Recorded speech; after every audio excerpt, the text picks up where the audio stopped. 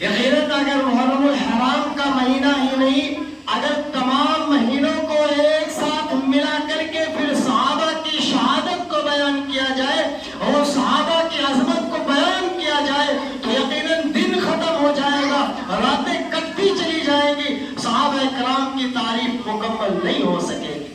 صحابہ کرام کی شہادت کو کون شخص کس طرح سے بیان کرے؟ ان کے اخلاق پر روشنی ڈالی جائے کہ ان کی شہادت کو بتایا جائے کہ انہیں شہادت کا کیسا شوق تھا، اس کے بارے میں بیان کیا جائے۔ صحابہ کی ایک ایک عادہ نرالی ہے اور جس کا نقشہ قرآن نے کھینچا ہے۔ اللہ نے جن صحابہ کے بارے میں فرمایا، کئی فرمایا اولئک هم الفائزون، صحابہ وہ ہیں جو کامیاب ہو گئے، کئی فرمایا اولئک هم المفلحون کہ صحابہ ہی کامیابی والے ہیں، کئی فرمایا اولئک هم الفائزون کہ صحابہ وہ ہیں جن کے لیے کامیابی مقدر بن چکی۔ صحابہ کی شہادت کا تذکرہ آپ سنیں، ان کا آپ شوق دیکھیں کہ اللہ کے راستے میں جان کو قربان کر دینے کا کیسا شوق تھا۔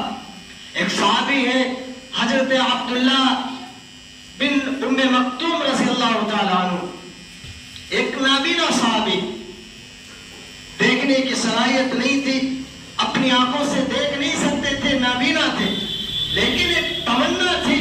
میں ہمیشہ کہا کرتا ہوں کہ دین کیا ہے تو صحابہ نے جانا ہے، دین کی حقیقت، اس کی حلاوت کو اگر محسوس کیا ہے تو صحابہ نے محسوس کیا۔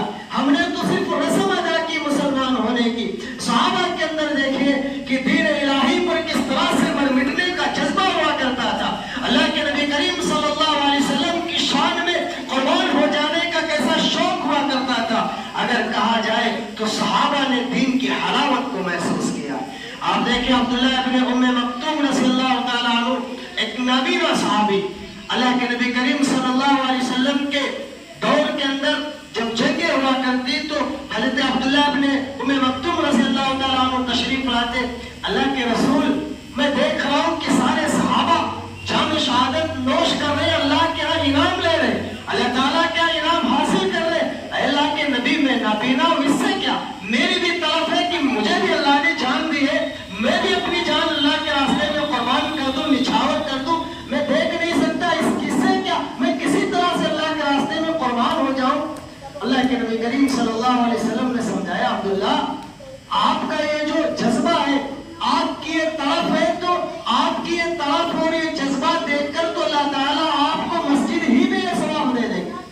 بھئی اگر شہادت کا ثواب کا مسئلہ ہے تو آپ نابینا ہے، لیکن آپ کے اندر یہ شوق ہے تو آپ مسجد ہی میں رہیے، مجھے امید ہے کہ اللہ تعالیٰ آپ کو شہادت کا ثواب مسجد ہی میں عطا فرما دے۔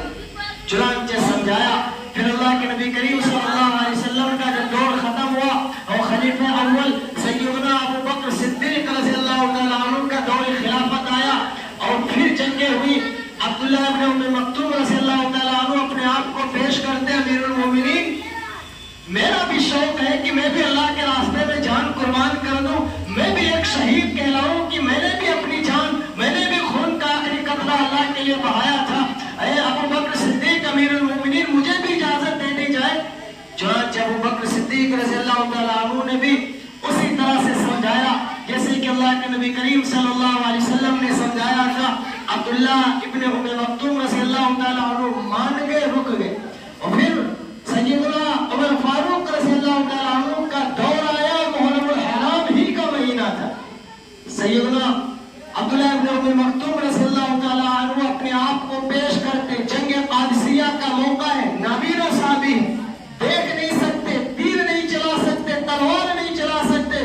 آئے امیر المومنین، مجھے بھی اجازت دی جائے کہ اللہ کے راستے میں اپنی جان قربان کر دوں۔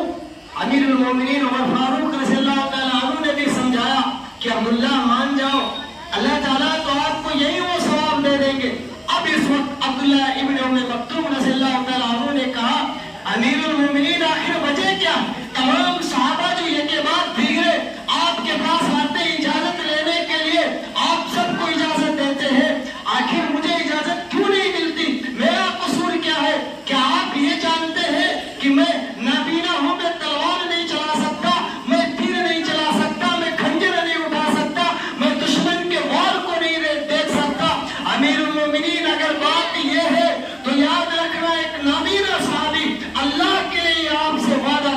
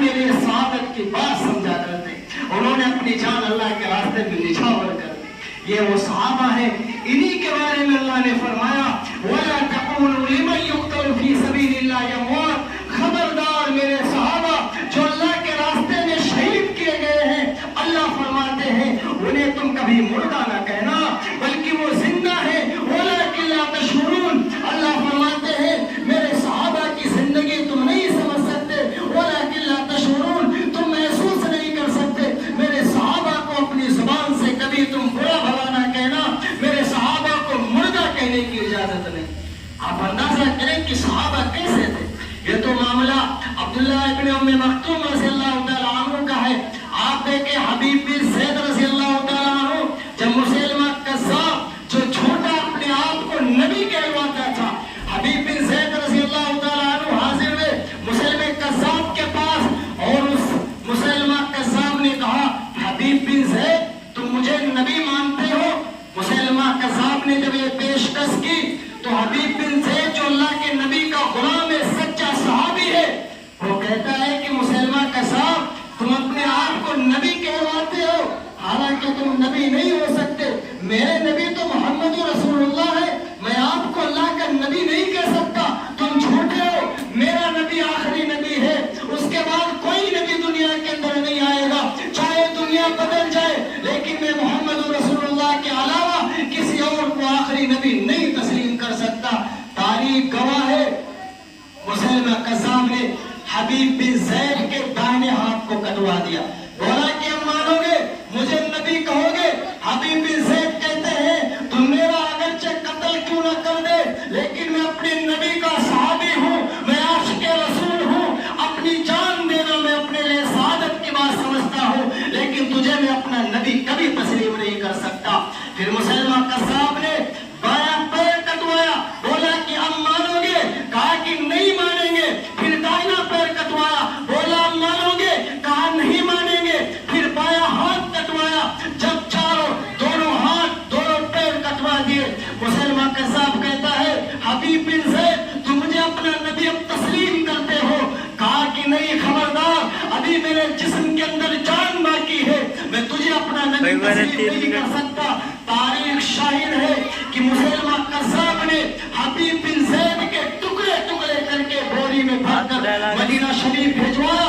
وہ تاریخ نے دیکھا، سارے مدینہ نے دیکھا کہ صحابہ وہ ہیں جو اللہ کے نبی کے اشاروں پر اللہ کے نبی کی عظمت کے لیے اپنی جان کو گنوا دینا اپنے لیے سعادت کی بات سمجھتے ہیں، لیکن کبھی اللہ کے نبی کے علاوہ کسی اور کو اپنا نبی تسلیم کرنا یہ گوارا نہیں کرتے۔ تاریخ نے دیکھا کہ اپنی جان اللہ کے راستے میں قربان کر دی۔ اور آپ پڑھیے حذیفہ بن یمان رضی اللہ تعالیٰ عنہ کا، کو ان کے بارے میں یہ بھی اللہ کے نبی کے مقصود